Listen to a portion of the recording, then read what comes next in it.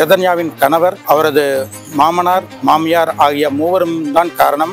அவர்கள் செய்த மனதளவிலும் உடலளவிலுமான கொடுமைகள் தாங்க முடியாமல் இனிமேலும் வாழ முடியாது என்று இறந்துவிட்டார்.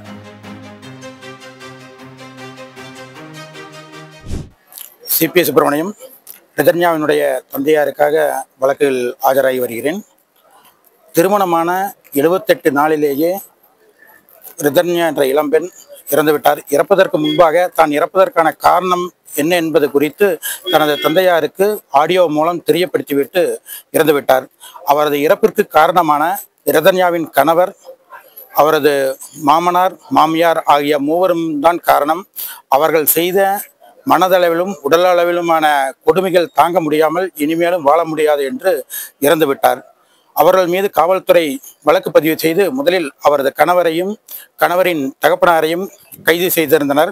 அவர்கள் பிணை மனு திருப்பூர் மாவட்ட முதன்மை நீதிமன்றத்தில் தாக்கல் செய்திருந்தார்கள். 2 நாட்களுக்கு முன்பு அவர்களுடைய 2 மனுக்களும் தள்ளுபடி செய்யப்பட்டிருந்தன. அன்றைய தேதி வரை அந்த ரிதன்யாவினுடைய மாமியார் சித்ராதேவி தலைமறைவாக இருந்தார். காவல்துறையினர் கைது செய்யாமல் இருந்தனர். அன்றைய தினம் ரிதன்யாவின் தகப்பனாரும் மற்றவர்களும் திருப்பூர் மாவட்ட காவல்துறை கண்காணிப்பாளரை சந்தித்து வழக்கில் விசாரணை துரிதமாக நடைபெற வேண்டும், நியாயமாக நடைபெற வேண்டும் என்பதையும் எவ்வித அரசியல் தலையீடும் இல்லாமல் நடைபெற வேண்டும் என்று வலியுறுத்தினார்கள். அதைத் தொடர்ந்து அன்றைய தினம் சித்ராதேவியும் கைது செய்யப்பட்டிருந்தனர்.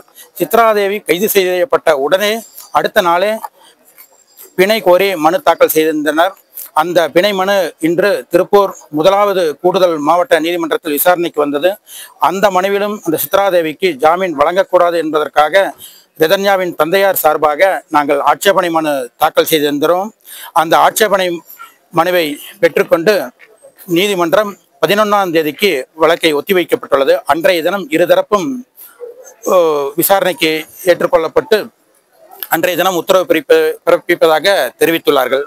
இந்த பாதிக்கப்பட்டவர்கள் தரப்பில் அந்த ரிதன்யாவினுடைய இறப்பிற்கு காரணமானவர்களுக்கு நீதி கிடைக்கும் வரை நிச்சயமாக போராடுவோம் என்று கூறியுள்ளார்கள்.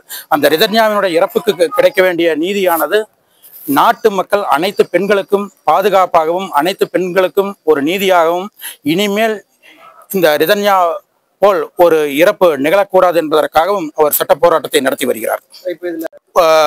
போஸ்ட்மார்ட்டம் ரிப்போர்ட்டும் ஆடியோ விசாரணை நடத்தியுள்ளார்கள். அந்த 2 விசாரணை அறிக்கைகளும் இதுவரை வரவில்லை.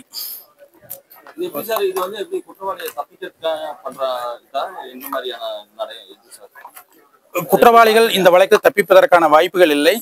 அவர்கள் சில நியாயமான கால அவகாசம் எடுத்துக்கொள்கிறார்கள். ஏனென்றால் போஸ்ட்மார்ட்டம் ரிப்போர்ட்டும் ஆடியோ விசாரணையும் முழுமை பெற்று அறிக்கை சமர்ப்பிக்க வேண்டியுள்ளது. அதற்கு நியாயமான காரணம் இருப்பதாகத்தான் காவல்துறையினர் தெரிவிக்கின்றார்கள். இருந்த போதிலும் ஒட்டுமொத்த சமுதாயமும் இந்த வழக்கில் விசாரணை இன்னும் வேகமாகவும் துரிதமாகவும் இருக்க வேண்டும் என்றும் நியாயமாகவும் இருக்க வேண்டும் என்றும் அவர்கள் ரிதன்யாவின் பெற்றோர்கள் மட்டுமல்ல இந்த சமுதாயமே எதிர்பார்க்கின்றது.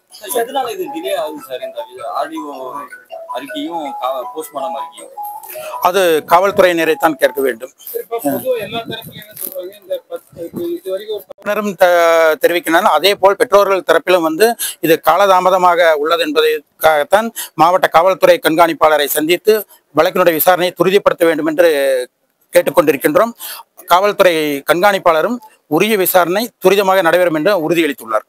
ஒரு வழக்கறிஞரும் இந்த காலதாமதங்கிறது ஒரு ஏற்புடைய ஒன்றுதான். நீங்க என்ன கருத்து சொல்றீங்க?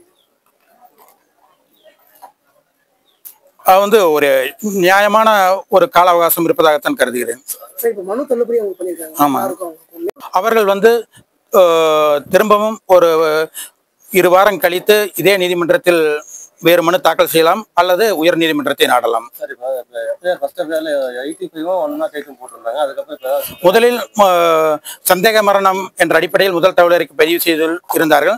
அதன் பின்பு அந்த ரிதன்யா வெளியிட்ட ஆடியோ செய்தி மற்ற அந்த கொடுமைகளை குறித்து அவர்கள் காவல்துறையினர் தெரிவித்துள்ளார்கள். அதன் பின்பு சட்டமாறுதல் அறிக்கை நீதிமன்றத்திற்கு சமர்ப்பித்துள்ளார்கள். கோர்ட்ல பெயில் அப்ளிகேஷன் போட்டிருந்தாங்க. நாங்கள் அதுக்கு அப்ஜெக்ஷன் தெரிவிச்சிருந்தோம்.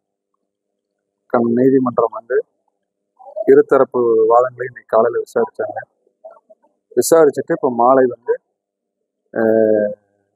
அவங்க போட்ட பெயில் அப்ளிகேஷன் வந்து தள்ளுபடி பண்ணியிருக்காங்க. இது வந்து எங்களுக்கு ஒரு மிகப்பெரிய முதல் கட்டமாக ஒரு ஆறுதலாக இருக்குது.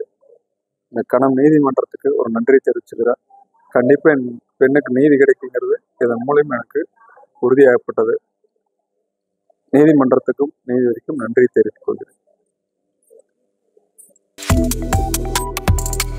Subscribe to One India and never miss an update.